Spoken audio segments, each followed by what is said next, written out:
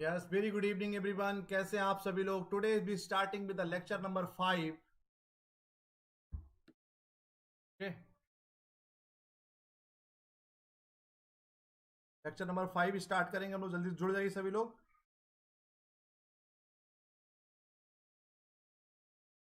Please join everyone, जल्दी से join करिए सभी लोग।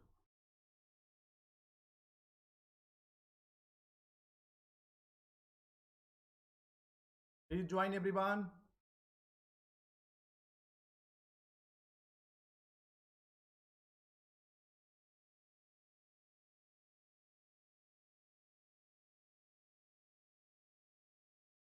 Once again Ruby, very good evening. Priya, Namrata, Priyanka, Anjali, very good evening everyone.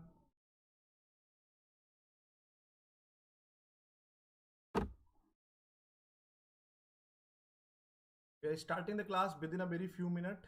जल्दी सभी लोग ज्वाइन करिए।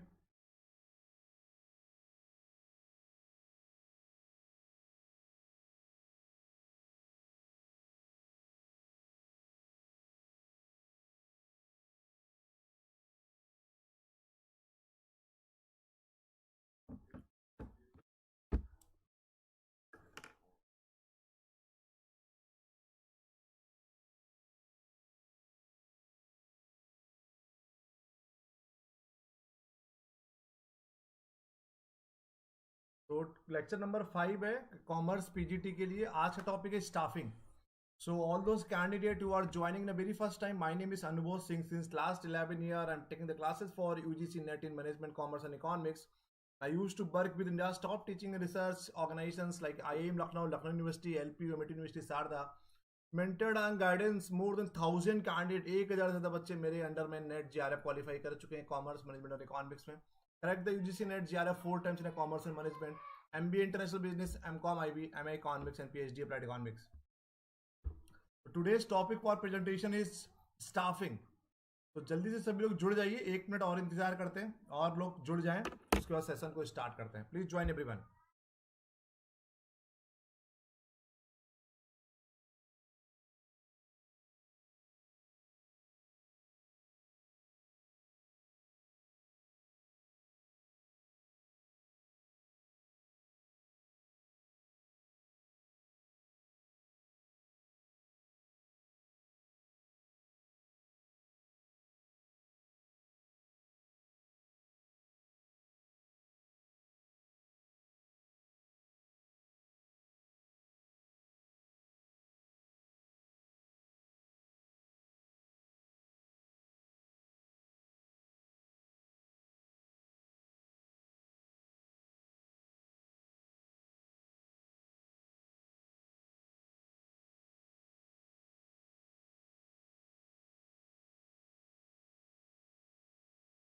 तो without wasting the time we have to be start.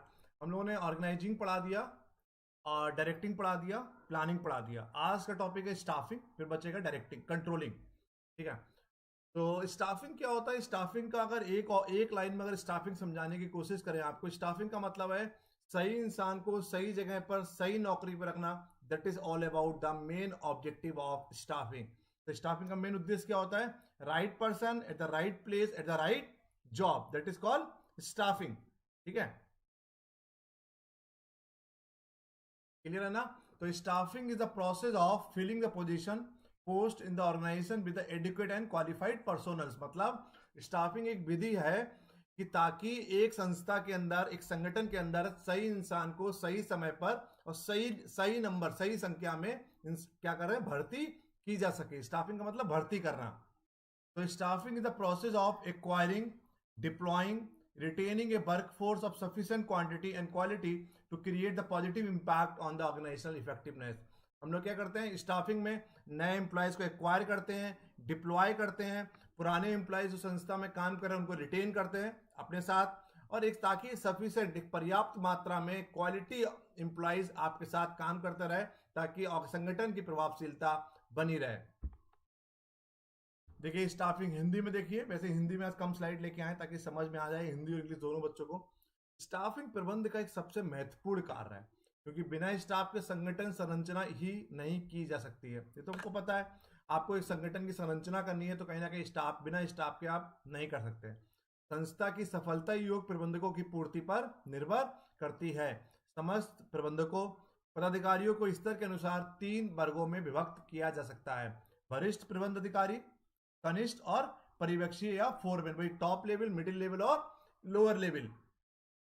इन विभिन्न प्रबंध स्तरों पर काम करने के लिए उपयुक्त व्यक्तियों के चयन व भर्ती, उनके प्रशिक्षण, ट्रेनिंग, पदोन्नति, प्रमोशन, स्थानांतरण, ट्रांसफर, पदोन्नति, पद विमुक्ति, सेवानिवृत्ति आदि से संबंध सिद्धांत व समस्या स्टाफिंग के अंतर्गत आती हैं। तो स्टाफिंग के अंतर्गत क्या आता है? Recruitment, selection, performance appraisal, transfer, training देना, लोगों को डिमोट करना। उसके अलावा अगर हम लोग बात करेंगे किसी को रिटायरमेंट हो गया, ये सब हमारा स्टाफिंग के अंतर्गत आता है। दूसरे शब्दों में अगर कहें, दूसरे शब्दों में फोरमैन से लेकर विभागीय अध्यक्षों तथा जनरल मैनेजर तक की नियुक्ति, उनके प्रशिक्षण, पदोन्नति आदि से संबंधित क्रियाओं का समावेश स्टाफिंग के अंतर्गत आता है। पद एवं व्यक्ति में सामंजस्य स्थापित करना स्टाफिंग का प्रमुख दायित्व है। विलियम बी सिवन के मतानुसार व्यवसायिक संस्था का भविष्य उसमें कार्यरत प्रबंध पदाधिकारियों पर जितना निर्भर करता है उतना उस अन्य किसी घटक पर नहीं। तो कहीं ना कहीं स्टाफिंग का कुल काम क्या है? प्रमोशन देना, किसी को एम्प्लॉयज को रिक्रूट करना, सिलेक्शन करना, ट्रेनिंग करना, डेवलपमेंट करना, किसी का रिटायरमेंट की बात हो गई, परफॉर्मेंस अप्रेजल करना, ये सभी घटनाएं, ये सभी कार्य स्टाफिंग के अंतर्गत आते हैं। और अगर समझाएं स्टाफिंग का डेफिनेशन एवं परिभाषा है, एक मिनट रुकिए।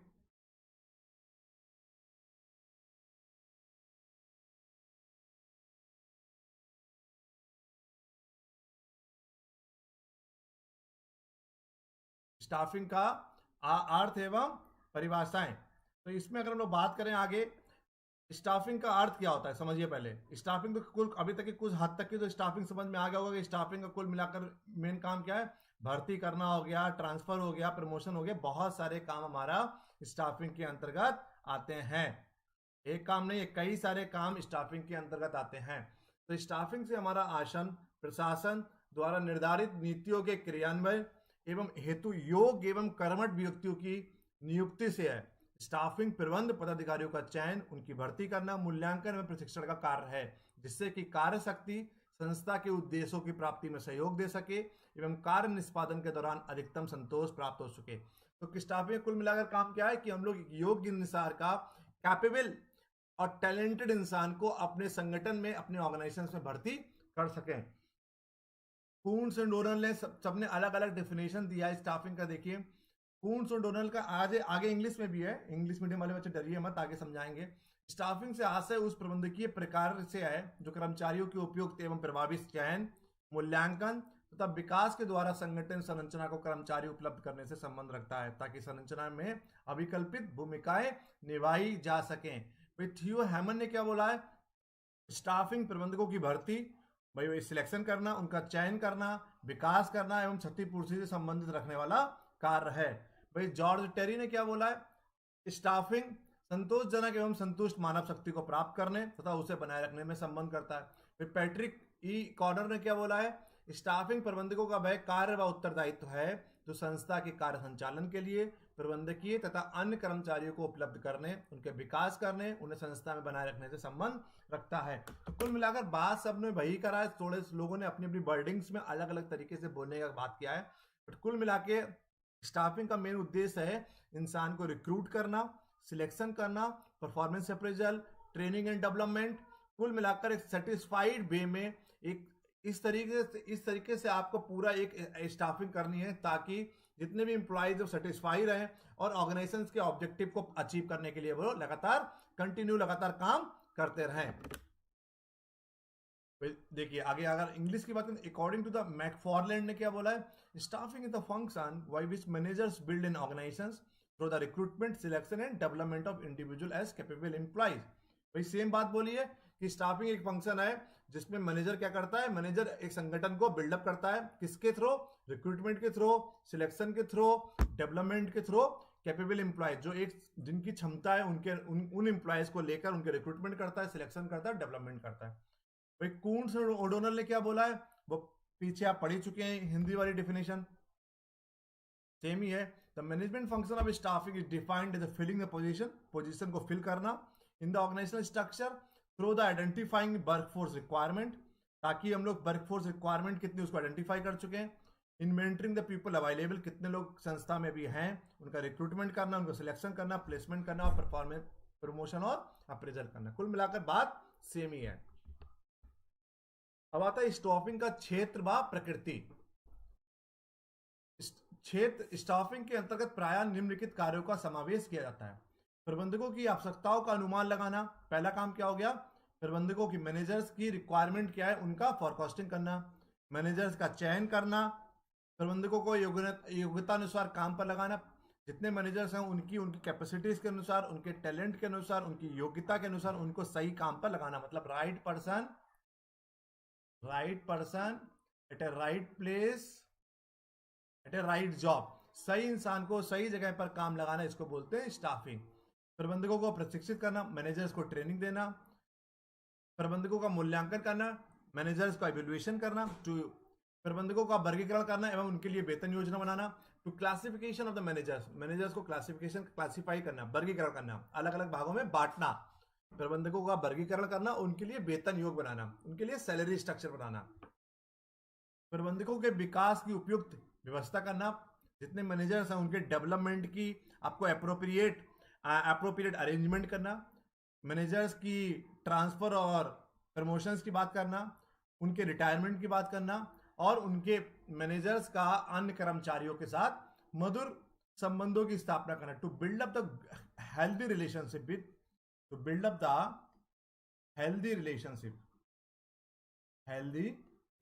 With the other employees. तो कई सारे काम है, भले आप उनकी मैनेजर्स की रिक्वायरमेंट का अनुमान लगा रहे हो, मैनेजर्स को सिलेक्ट कर रहे हो, मैनेजर्स को right person at the right place at the right job लगा रहे हो, मैनेजर्स को ट्रेनिंग देना हो गया, मैनेजर्स का इवैल्यूएशन करना हो गया, मैनेजर्स को क्लासिफाई करना, मैनेजर्स के लिए उनके डेवलपमेंट के लिए प्रॉपर अरेंजमेंट करना, उनका प्रमोशन करना, उनका ट्रांसफर करना, उनके रिटायरमेंट की प्रॉपर व्यवस्था करना और to build up the healthy relationship with the other employees. समझ गए यहां तक? किसी को कोई डाउट?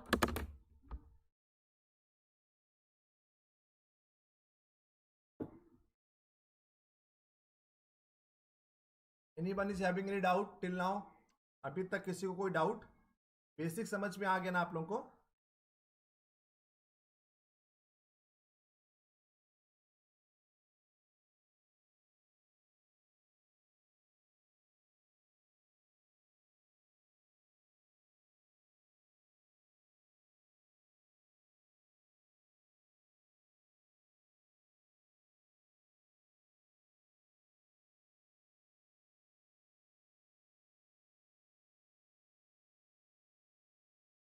यहां तक किसी प्रकार का किसी को कोई डाउट हो बताइए। चलिए अब आया features of staffing function. All pervasive functions of management, it's a very dynamic function, very vast scope, बहुत ज्यादा स्कोप होता है, बहुत ज्यादा क्षेत्र इसका बहुत फैला हुआ होता है। डायनेमिक मतलब गतिशील कार्य है, गतिशील फंक्शन है, लगातार चलने वाला है। एक एम्प्लॉय नौकरी छोड़ेगा, दूसरे को रिक्रूट करेंगे, फिर उनका प्रमोशन करेंगे, ट्रांसफर करेंगे, इवैल्यूएशन करना, तो लगातार चलने वाला फंक्शन है। All pervasive functions of management एक व्यापक कार्य है, प्रबंधन का एक व्यापक कार्य है स्टाफिंग। अब मेन ऑब्जेक्टिव ऑफ स्टाफिंग, उद्देश्य क्या होता है, मुख्यतः उद्देश्य कौन कौन से होते हैं स्टाफिंग के, समझिए बच्चों। सबसे पहला हो गया to understand all functions of in an organisation, आपको समझने की कोशिश करना एक संगठन के अंदर जितने सारे कार्य हैं उनको समझना। दूसरा हो गया to understand the manpower planning so that peoples are available at a right time at a right place, आपको एक संगठन के अंदर पूरी मैन पावर, एक इंसानों की पूरी प्लानिंग करना है, मैन पावर पूरी प्लानिंग करना है ताकि सही समय पर सही इंसान सही जगह पर काम करे, right person at a right place at a right work. आगे गया हो गया to understand the issue related to the job analysis and to overcome the problem, अगर जॉब एनालिसिस की कोई प्रॉब्लम आती है, सही इंसान सही जगह पर काम नहीं कर रहा है, तो उन प्रॉब्लम्स को समझना और उन प्रॉब्लम्स को ओवरकम करना, उन प्रॉब्लम से निपटारा करना। अब आया इंपॉर्टेंसी ऑफ स्टाफिंग फंक्शन, कौन कौन सी इंपॉर्टेंसी होती है। Training and development, training provide करना, ट्रेनिंग मतलब प्रशिक्षित करना, ठीक है, ट्रेनिंग करना, क्लियर।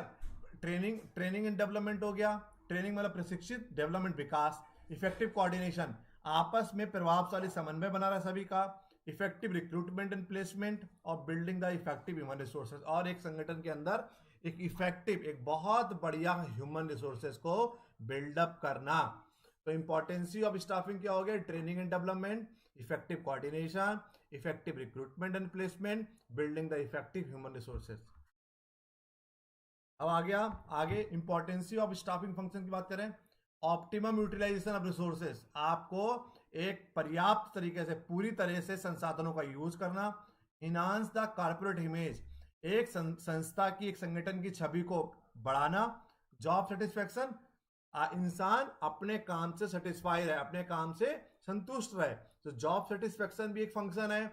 इनहांस मतलब इनहेंस करना होता है बढ़ाना, आपको एक संगठन की, क्यों लोग भारत में अगर प्राइवेट नौकरी करना चाहते हैं तो टाटा, बिरला, अंबानी, रिलायंस के साथ क्यों काम करना चाहते हैं, क्योंकि उनकी कॉर्पोरेट इमेज बहुत बढ़िया है, उनकी छवि बहुत साफ है कि सैलरी समय से दे रहे हैं, जल्दी नौकरी से निकालते नहीं। तो कहीं ना कहीं ये सब स्टाफिंग के फंक्शंस होते हैं कि एक एचआर पॉलिसी इस तरीके से बनाइए ताकि लोग संस्था में, संगठन लंबे समय तक काम करें, सेटिस्फाई होकर काम करें, ऑप्टिमम यूज ऑफ रिसोर्सेज हो, लगातार ट्रेनिंग उनको प्रोवाइड करें, लगातार डेवलपमेंट करते रहें, ताकि कॉर्पोरेट इमेज, ताकि एक कंपनी की छवि बढ़िया तरीके से बनी रहे। अब आया एलिमेंट, कौन कौन से एलिमेंट होते हैं स्टाफिंग, तत्व कौन कौन से होते हैं एलिमेंट ऑफ स्टाफिंग। पहला हो गया man power planning, man power planning मतलब कितने लोग किस समय पर कौन सी जगह पर जरूरत पड़ेंगे। Manpower planning is all about to analyse the manpower within the organisation, एक संगठन के अंदर आपको पूरी मैन पावर की रिक्वायरमेंट को एनालाइज करना है कि मार्केटिंग में कितने इंसान चाहिए, फाइनेंस में कितने चाहिए, ऑपरेशंस में कितने चाहिए, प्रोडक्शन में कितना चाहिए, इन्वेंट्री में कितना चाहिए, रिसर्च में कितना चाहिए। तो सही इंसान सही जगह पर सही समय में और सही इंप्लॉयज काम करे, ये सब मैन पावर के मैन पावर प्लानिंग के अंतर्गत आता है। फिर हो गया जॉब एनालिसिस, जॉब एनालिसिस होता है जॉब को समझना, जॉब जॉब मतलब कार्य, जॉब को एनालिसिस करना कि पर्टिकुलर नौकरी में क्या काम है, उसके अनुसार ही उसको इंसान को रखेंगे ना। अगर आपको पहले ये नहीं पता कि काम क्या है, पहले काम समझना पड़ेगा, काम एक बार समझ गए उसके बाद हम सही इंसान को उस नौकरी पर, उस जगह पर रखेंगे। तो job analysis is all about to analyse the job, to analysis the कार्य, टू एनालिसिस द वर्क। फिर हुआ रिक्रूटमेंट एंड सिलेक्शन, रिक्रूटमेंट होता है भर्ती, सिलेक्शन होता है चयन। रिक्रूटमेंट करना, भर्ती निकालना, सिलेक्शन करना, चयन करना। ट्रेनिंग हो गई प्रशिक्षित, और डेवलपमेंट हो गया विकास करना। परफॉर्मेंस अप्रेजल, हमने आपको बताया था कि हर साल हर संस्था में, सरकारी हो या गैर सरकारी हो, प्राइवेट हो या गवर्नमेंट हो, लगातार हर एनुअल बेसिस पे अपने एम्प्लॉयज का परफॉर्मेंस अप्रेजल करना पड़ता है ताकि पता चल सके कि इंसान सही तरीके से काम कर रहा है। उसी परफॉर्मेंस अप्रेजल के बेसिस पे उसको सैलरी इंक्रीमेंट करेंगे, उसका प्रमोशन करेंगे, उसका डिमोशन करेंगे, उसका ट्रांसफर करेंगे। उसके अलावा हायरिंग, हायरिंग मतलब हायरिंग भी सेम चीज है, लोगों को हायर करना, लोगों को नौकरी पर रखना। लगातार आपको मोटिवेट भी करना है, आपको अभिप्रेरित भी करना है, लगातार अपने संगठन में जो इंप्लॉयज काम कर रहे हैं उनको मोटिवेट करना ताकि वो अच्छी तरीके से काम करें, ताकि ऑर्गेनाइजेशन के ऑब्जेक्टिव को, संगठन के उद्देश्य को वो पूरा कर सकें। इंप्लॉयज मेंटेनेंस, आपको इंप्लॉयज मेंटेनेंस भी करना पड़ेगा, और ह्यूमन रिलेशन, कुल मिलाकर इस तरीके से काम करना है ताकि आपस में सबका समन्वय बना रहे। They should have build up the very good relationship with the among all the employees, सारे जितने के जितने एम्प्लॉयज आपस में काम कर रहे हैं उनके बीच में एक अच्छी रिलेशनशिप बनी रहे।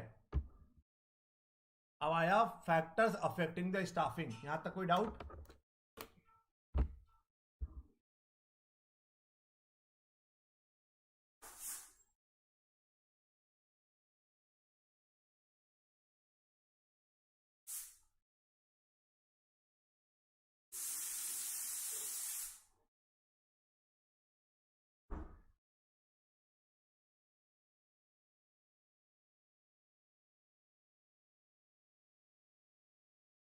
यहां तक किसी को कोई डाउट बताइए।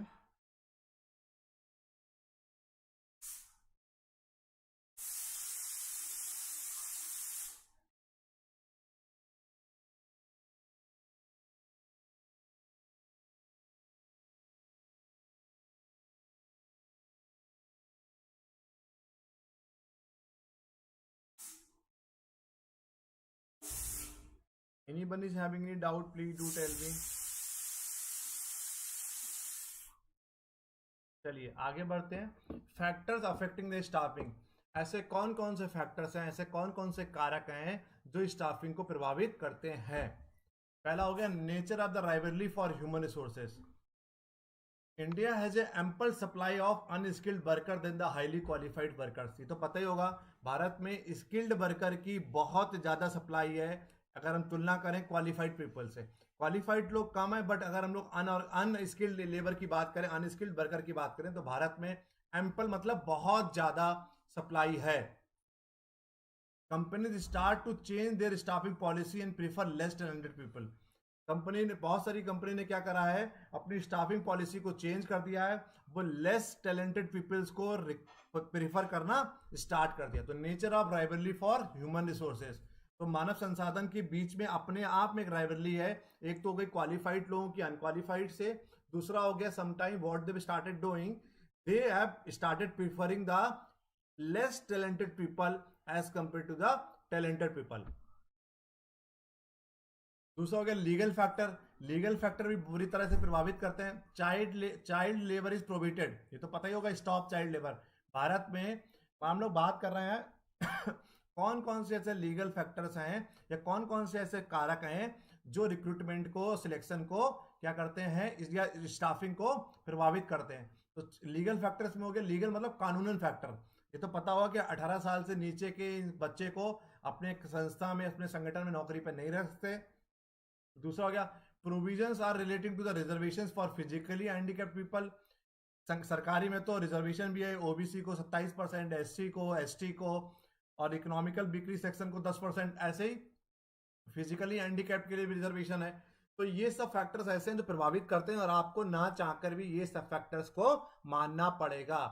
तो provisions are related to the reservations for physically handicapped people, आप चाहते हो या नहीं चाहते, बट आपको फिजिकली हैंडीकैप्ड पीपल अपने यहाँ रखने पड़ेंगे, एससी एसटी रखने पड़ेंगे आपको, ओबीसी आपको रखने पड़ेंगे, इकोनॉमिकली वीकर सेक्शन वाले जो लोग हैं उनको भी रखना पड़ेगा, जो आर्थिक रूप से कमजोर है। Legal provision affect the staffing policies of the organization. Yes, कई सारे कानून ऐसे फैक्टर्स हैं जो कंपनी की स्टाफिंग पॉलिसी है उसको प्रभावित करते हैं। फिर हुआ सोशियो कल्चर फैक्टर, सामाजिक। सोशो कल्चर फैक्टर, सामाजिक सांस्कृतिक फैक्टर कौन कौन से हैं।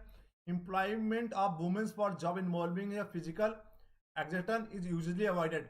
जहां पर फिजिकल वर्क बहुत ज्यादा होता है वहां पर ऐसी नौकरियों में वीमेंस को, लड़कियों को नहीं रखते। Womens are not offered jobs involving the continuous travelling. ऐसी कोई नौकरियां होती है जिसमें लगातार आपको ट्रेवल करना पड़ता है, तो कंपनियां वुमेन्स को या फीमेल्स को ऑफर नहीं करती। तो ये सोशियो कल्चरल फैक्टर्स हो गए, सामाजिक सांस्कृतिक फैक्टर्स हैं। भारत में माना जाता है कि लड़कियों को as per the physical activities में उनको ऐसे काम नहीं दिए जाते जहां पर आपको फिजिकल वर्क बहुत ज्यादा होता है या ट्रेवलिंग बहुत ज्यादा करनी पड़े। चौथा हो गया एक्सटर्नल फैक्टर। एक्सटर्नल फैक्टर्स में हो गई employees have to face pressure from political parties. यार कभी कभार क्या एमपी, एमएलए, सांसद, विधायक फोन कर रहा है, राज्यपाल फोन कर रहा है, मुख्यमंत्री फोन कर रहा है, नहीं आपको इसको नौकरी पर रखना ही रखना पड़ेगा। तो कहीं ना कहीं एम्प्लॉयज हैव टू, कभी कभार प्राइवेट नौकरी, सरकारी नौकरी में आपको प्रेशर भी होता है सरकारी, वो भी कहीं ना कहीं स्टाफिंग की पॉलिसीज को प्रभावित कर रहे हैं। Concept of employment to son of the soils is getting popular in all country. तो सन ऑफ द सॉइल्स का भी कभी कभार क्या होता है, आपको नौकरी पे रखना पड़ता है। ठीक है, कोई डाउट?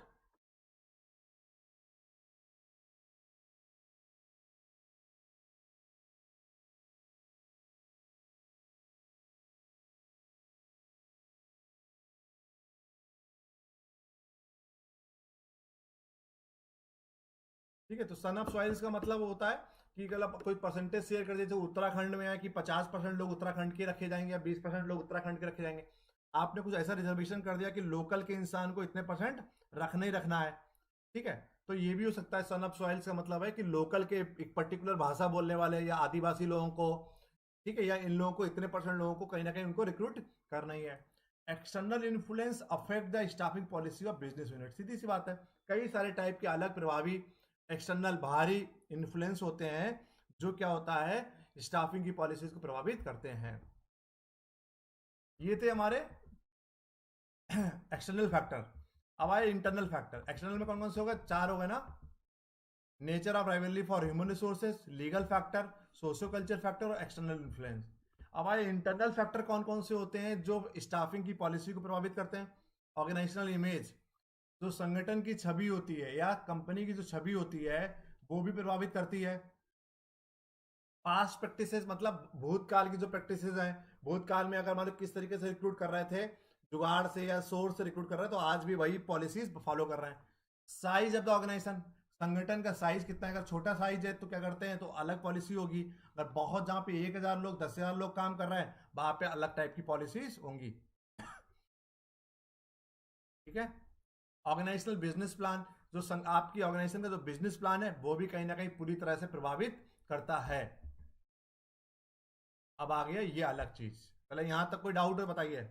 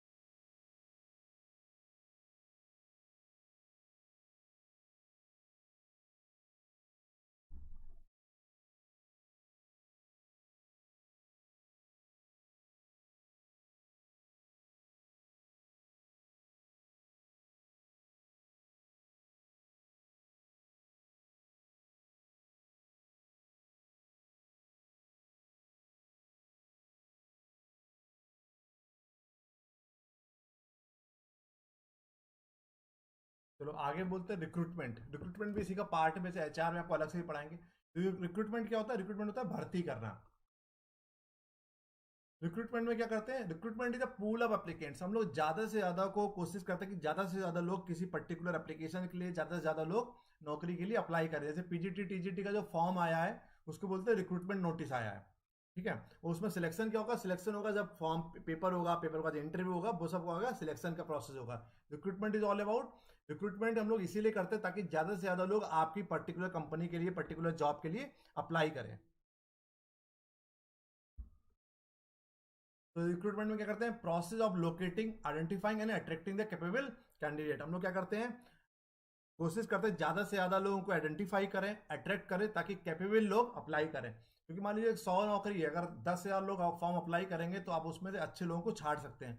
नौकरी 100 है, अप्लाई केवल 80 लोगों ने किया है, तो क्या होगा, तो आपको ना चाहकर भी उन 80 लोगों को रखना पड़ेगा, अगर वो टैलेंटेड है या नहीं है, ये कोई फर्क नहीं पड़ता। तो process of locating, identifying and attracting the capable candidate. दूसरा हो गया कैन बी फॉर करंट और फ्यूचर नीड्स। ठीक है, हम लोग अपनी करंट नीड्स के लिए, भविष्य की नीडों के लिए क्या करते हैं, कैंडिडेट को अट्रैक्ट करते हैं। Critical activity for some corporations, what sources do we use for recruitment. Recruitment में हम लोग क्या, recruitment is all about to pool of applicants. हम ज्यादा से ज्यादा लोगों को अट्रैक्ट करते हैं ताकि वो आपकी करंट नीड के लिए, अभी वर्तमान की नीड्स के लिए, भविष्य की नीड्स के लिए लोग ज्यादा से ज्यादा आपकी कंपनी में अप्लाई करें। रिक्रूटमेंट देखिए हिंदी यहाँ पे समझिए। Recruitment means to estimate the available vacancies in the organization and to make arrangement for their selection and appointment. Recruitment में हम लोग क्या करते हैं, पहले एस्टिमेट लगाते हैं कि अवेलेबल वैकेंसी कितनी है, और उनको कोशिश करते हैं उनको भरा जाए, बाद में उनको सिलेक्शन करेंगे और अपॉइंटमेंट करेंगे। Recruitment is a positive function in which publicity is given to the jobs available in the organization and interested candidates are encouraged to submit applications for the selection. Recruitment एक positive function होता है, उसमें हम लोग और उसकी publicity करते हैं, एडवर्टीजमेंट करते हैं, ताकि ज़्यादा से ज़्यादा लोग, इंटरेस्टेड कैंडिडेट, इंकरेज करते हैं उनको कि ज़्यादा से ज़्यादा लोग अपना एप्लीकेशन, अपना फॉर्म भरें। In the recruitment, a pool of eligible and interested candidate is created for the selection of most suitable candidate. Recruitment में हम लोग ज्यादा से ज्यादा लोगों को क्या करते हैं, फॉर्म मंगा लेते हैं, फिर उसमें से कुछ लोगों का चयन करते हैं, उसको बोलते हैं बच्चों हम लोग सिलेक्शन। एडविन फिलिपो ने, एडविन फिलिपो ने क्या डिफिनेशन दिया है समझिए। एडविन फिलिपो ने क्या डिफिनेशन दिया है, recruitment is the process of searching for prospective employees and stimulating them to apply for jobs in the organisation.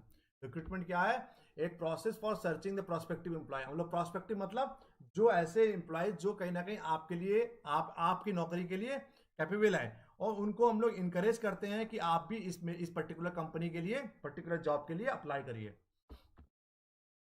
अब आया नीड फॉर रिक्रूटमेंट, भर्ती की जरूरत क्यों पड़ती है? सब सीटें खाली होती हैं, पीजीटी की वैकेंसी क्यों आई? वैकेंसी ऐसा ना कि इलेक्शन है इसलिए, वैकेंसी इसलिए है कि कहीं ना कहीं जरूरत है, कॉलेजेस में सीटें खाली पड़ी हैं, नए इंटर कॉलेज खुले होंगे, इसीलिए तो आई होगी। लोग रिटायरमेंट हुए होंगे, लोगों की डेथ हुई होगी, तो vacancies due to the promotions, लोग प्रमोट हो गए, ट्रांसफर, रिटायरमेंट, टर्मिनेशन, निकाल दिया गया, परमानेंट डिसेबिलिटी किसी को हो गई, डेथ हो गई, या लेबर टर्नओवर, लोग नौकरी छोड़ के चले गए, इन्हीं कारणों की वजह से रिक्रूटमेंट होता है।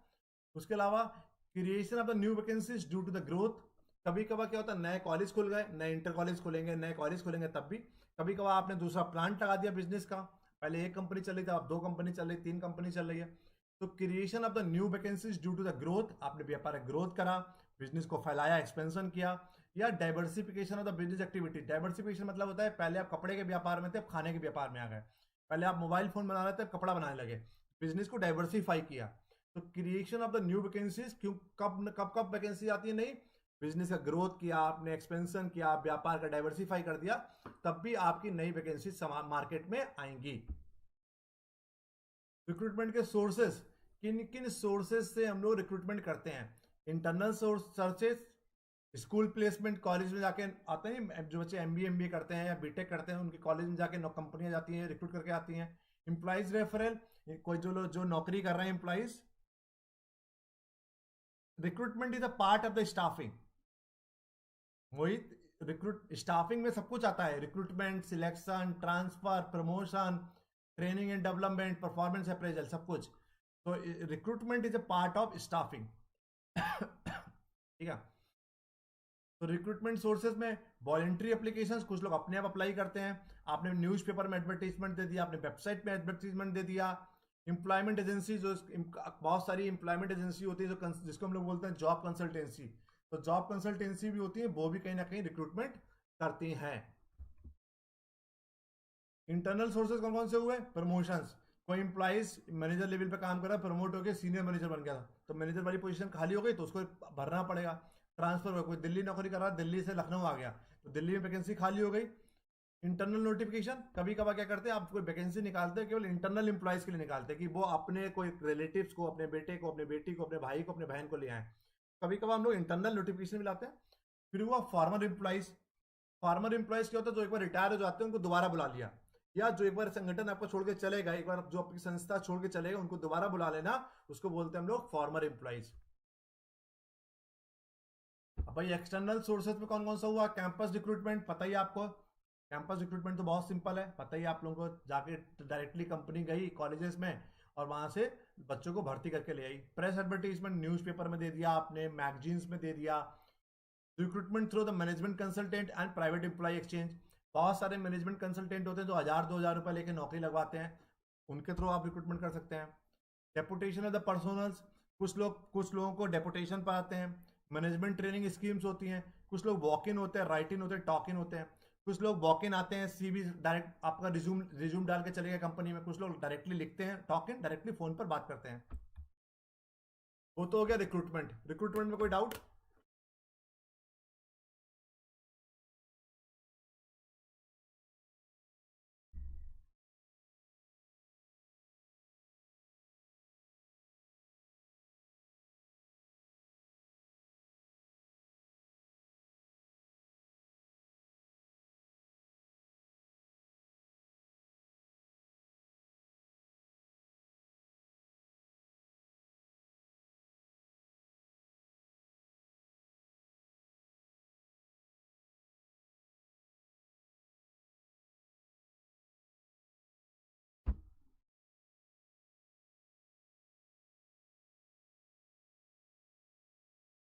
आगे हो गया सिलेक्शन। रिक्रूटमेंट का अगला स्टेप होता है सिलेक्शन।